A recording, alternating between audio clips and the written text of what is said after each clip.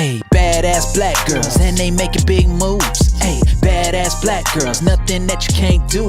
They are the future, I'm trying to tell ya. They want the best, no time to settle. They got the strength to handle the pressure. These are the queens, nobody better. Yeah, changing the narrative, that is imperative. They about to rock this. Tell the women that you got this. Got no time for people who are toxic. It's all love, good vibes. You know I got your back, girl. Talking issues that matter. This is badass black girl, yeah. Hello, everyone. Welcome to a new episode of Badass Black Girl. Tonight, we have a very special guest. She's a writer. She took the literary world by storm, actually. Her name is Kalynn Bayron, and we're so happy to have you here, Kalynn. Tell us a little bit about yourself. Thank you so much for having me. I'm Kalynn Bayron. I am the author of Cinderella is Dead. And I write YA fantasy and middle grade and some picture books. And I focus on centering queer Black girls in all of my work. And so I'm a writer, I'm a classically trained vocalist. I love horror movies and the theater and music, and I live in San Antonio, Texas. Awesome. Let's talk a little bit about your book. The title alone is so gripping. Of course, I grew up listening to stories about Cinderella. And when I discovered the different versions of the Cinderella story, I was just psyched. I grew up with the Haitian version of Cinderella. Of course, the Disney version. Later on, I discovered the very grim version. Mm-hmm. And so many countries, so many versions. And it took me a little while to realize that, well, the story of Cinderella is problematic on some levels. And now your book, Cinderella is Dead. Tell us a little bit about this title and how you came to write this fantastic book. Yeah, so Cinderella is Dead is the story of 16-year-old Sophia Grimmins. She is a young woman living in the former kingdom of Cinderella. It's a kingdom called Versailles, and it's the place where Cinderella lived and died 200 years before. The society that has kind of sprung up around Cinderella's legend really uses the Cinderella story as the backbone for everything that goes on. Young women are expected to attend an annual ball. It's a mandatory event that doubles as kind of a choosing ceremony. And it's a 3 strikes and you're out kind of deal where you have 3 turns to go. And if you're not chosen or matched by that third time, you become a forfeit. Your life is essentially forfeit. And my main character, Sophia, is a queer Black girl living in this society that is very heteronormative and very patriarchal. And she is really looking for a way out. So she's preparing to attend her very first ball, and she's in love with her best friend, and she just wants nothing to do with these kind of societal constructs. And so she runs away from the ball, and that kind of puts her on a collision course with Versailles' ruler. And it leads her to some really devastating truths about this society that she lives in, about Cinderella, about the fairy godmother, Prince Charming. And at its core, it's a story about telling queer Black girls that they are enough just as they are. This is such an important story. You participated in the book fair this year, the Miami Book Fair, and we've had a few panels about identity, um, racial identity, sexual identity, and it's 2020, and I'm always, I mean, I'm stopped dead in my tracks whenever I think about the kind of work that writers still need to do in order to bring attention to certain issues. And Mm-hmm. for young adults, particularly, talking about sexual identity is so important because so many of them are trying to figure out who they are, and society doesn't always um, portray them in a positive way, or sometimes they're just completely erased from the Yes. conversation altogether. So one thing that I loved about your book was the fact that you're addressing some important queer issues that in a way haven't been that it hasn't been done before. Kind of very entertaining while also informing the reader on certain issues. I wanted to know a little bit about your background as a writer, who you've been before, everything that led to this very moment, eh, when you're talking about this wonderful piece of literature that you shared with us. Yeah, I think so I've always kind of wanted to be a storyteller. Music is really my first love. I thought I was going to go into theater or something like that. I went to college. I studied music and not writing. But I think that musical theater, opera, those things that I was really into, there are just other forms of storytelling. And so I didn't come around to writing until later in life. I wrote my first kind of practice novel when I was about 19, but I didn't circle back to trying to make it a career until I was older. I had kids, life kind of happened, and I kind of put my passions on the back burner to kind of focus on everybody else. And then I had kind of a crisis where I was like, wait a minute, I need to do the thing, that I need to do for me. And so that's when I sat down to write Cinderella is Dead. And when I sat down to write it, what I was thinking was, what kind of book could I really have used as a 15 or 16-year-old reader? Because I've always been an avid reader, but they're just there was just so little representation. And I am 37. And so I don't really know if YA was a thing when I was 15 or 16. I don't remember, a huge, section for that. And there definitely wasn't a lot of Black folks in these YA stories or stories that we think of as YA. I'd read a lot of adult literature as a kid because that's what I had access to. And it wasn't until I discovered the work of Toni Morrison that I even really understood that I could write a story that was about us and for us, and completely devoid of the white gaze. I didn't know you could do that until I discovered Toni Morrison and Octavia Butler and Zora Neale Hurston. And so I sat down to write Cinderella is Dead in 2016, in the lead up to the election that year, which had a big impact on the themes of kind of resistance in the story. And I really just wanted to put a queer Black girl at the center of a fairy tale retelling, specifically Cinderella, because Cinderella is kind of like you were saying. We all hear different versions of Cinderella. We've heard that story. We're familiar with it, even if we've never sat down to read the book. We know that story, and as many times as it's been done,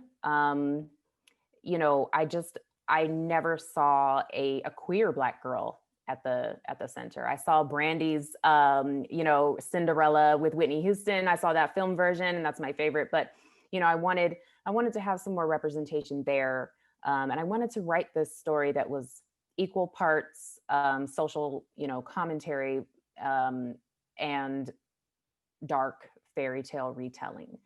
So that's kind of where my head was at. I spent the better part of 2016 writing it, and it really kind of turned into just this passion project. I wasn't really sure what I was going to do with it, but I knew that it was a story that I wanted to tell, and it ended up being the thing that kind of got me my book deal. So I feel like there are readers who are waiting for this kind of story, and I feel really humbled and honored to be able to kind of give people another option. You mentioned not being officially trained as a writer. Your first passion was music, so you came to writing really on your own, not on through the academic Mm-hmm. path. Tell me a little bit about your writing community, because whether we have a formal one or an informal one, I've noticed that we writers always surround ourselves with other writers, people we can count on, people we can exchange ideas with. Tell us a little bit about how you created your writing community outside of an MFA program or any other type of formal training in writing. Yeah, I think it started originally with just other people who were reading, because I think in order to be a writer, you have to be a reader. Those two things kind of go hand in hand. And so I think initially it was, you know, being in community with other readers who were uh, you know, into the same kind of things that I was into. And I love YA fantasy, but I also love horror. I'm a huge horror fan. And so, and then I think from there, when I started drafting, because I wrote novels before I wrote Cinderella is Dead, and those were kind of my practice novels. I had to kind of do things the wrong way in order to learn how to do them the right way and do them better. And you know, writing is a constantly evolving learning process. But I think initially it was a lot of just critique groups and beta readers. And then now I'm in community with a lot of amazing YA writers and some middle grade writers. And I think that we really, and we all, you know, we all are kind of going through this, this period right now in 2020 where people are, you know, kind of acting like they, you know, they're they are discovering that Black people can be at the center of a YA fantasy, and it can just be, we can just exist there. People are kind of seeing that for the first time, which blows my mind, because I'm like, well, Black folks are always at the center of everything I do because that's who I am. So, but you know, I'll just leave that. But you know, I think that this community that I found since I published Cinderella is Dead has been just one of the best bonuses of this whole journey. I was not expecting, because writing can be a very solitary thing sometimes. I wasn't expecting to have this kind of community that I've found here, but I have it now, and it's, they are the people that are in this circle are the people that I depend on. They are there to tell me when something doesn't work, or you know, there to champion me when things do work, and if I need advice or if I have questions. You know, I just the community is extremely supportive, and the readers have become kind of an extension of that community as well. And seeing their reaction to Cinderella is Dead, and you know, their bookstagram posts and their, you know, their TikTok posts. Apparently Cinderella is Dead is a big thing on TikTok, which I don't know how to work TikTok, but all of that has been amazing, and it's been a really wonderful kind of experience, that part of it. I wanted to talk to you actually about the readers. I do write for young adults as well.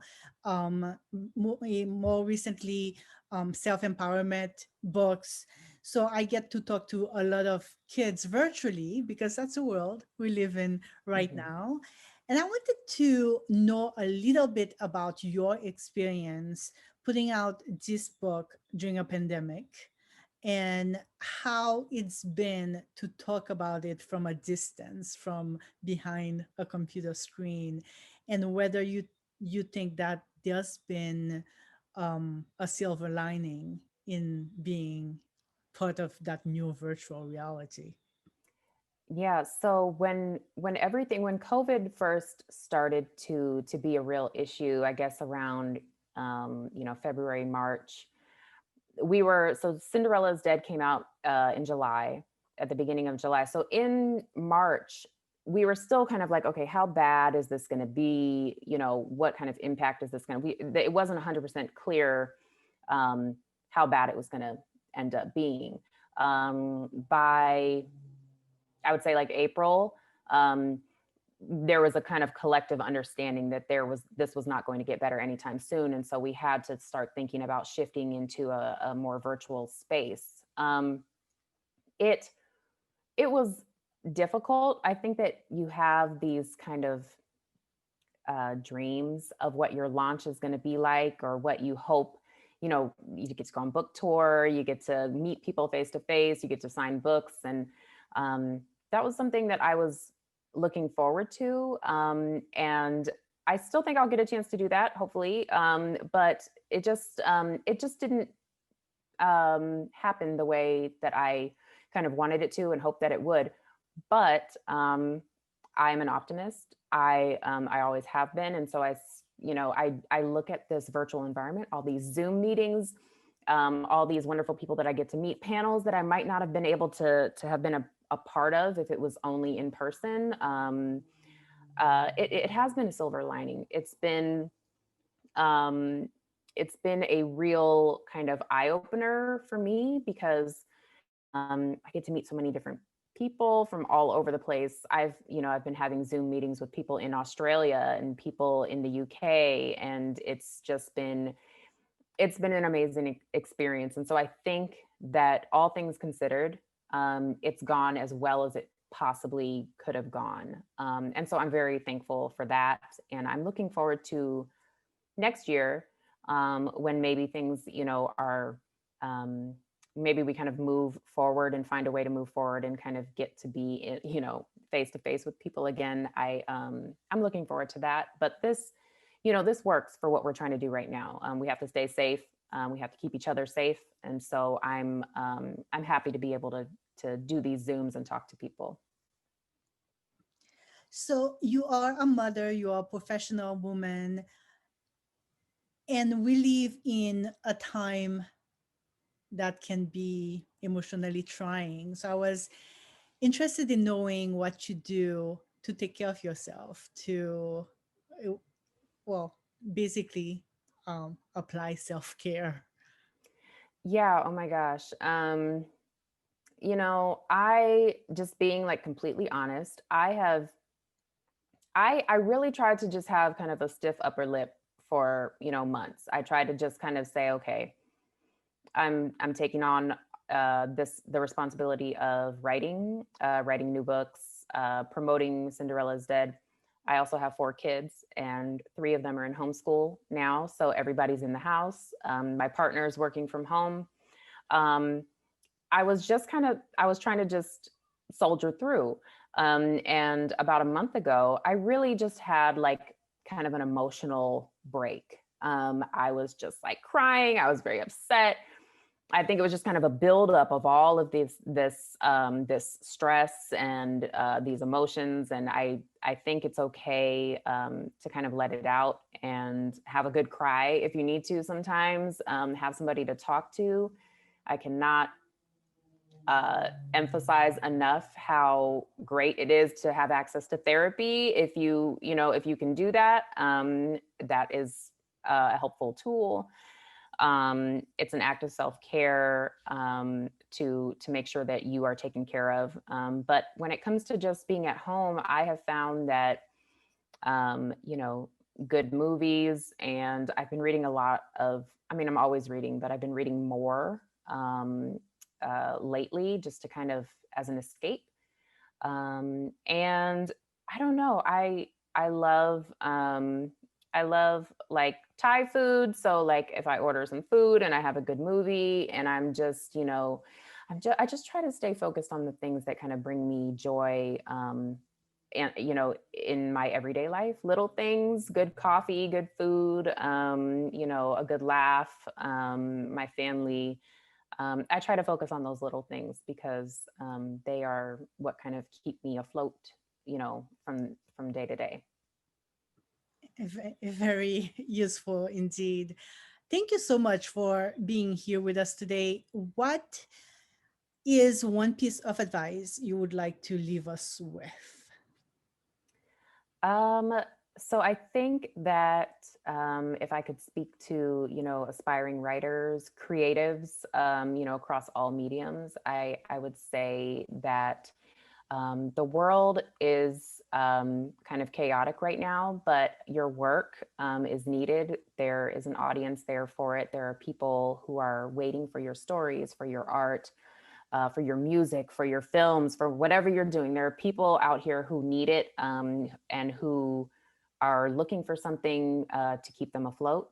They're looking for a lifeline, and your work could be that thing. So please don't get too discouraged. Continue to create. Continue to find joy, in everyday things, in your art, in your process, and just know that there are people out there who are waiting. Thank you again for joining us today. We wish you the best of luck with your new book. We want to remind everyone that the Miami Book Fair is still going on until the end of the year, actually.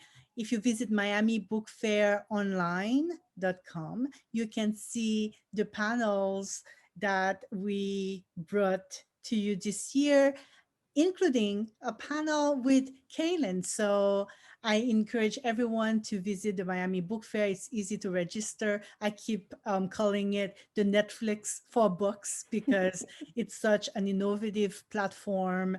And I just think it's cool that all those panels will be available until the end of the year. So get to know Kalynn a little bit more. And your book is available online as well at Books and Books. Remember to encourage your independent bookstores. Ours in Miami is Books and Books, and the link to Kalen's book is under the screen. So again, thank you for coming, and Thank you so much for having me. we'll see you again soon. Yep.